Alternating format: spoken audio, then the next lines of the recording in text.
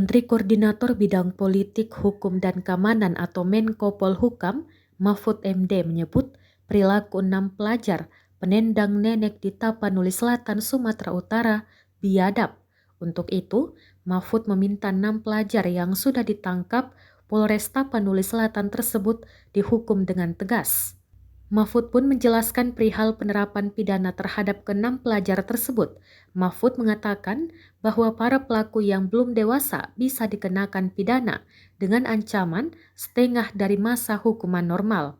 Mahfud menambahkan semua pihak sudah seharusnya mendidik para pelajar dengan tidak selalu menghukum. Akan tetapi, Mahfud menyatakan bahwa ada kalanya juga menghukum itu menjadi bagian dari pendidikan.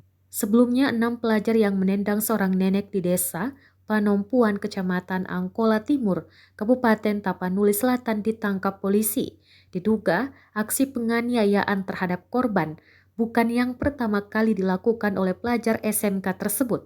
Para pelajar ini pernah melakukan penganiayaan terhadap korban sekitar bulan September 2022.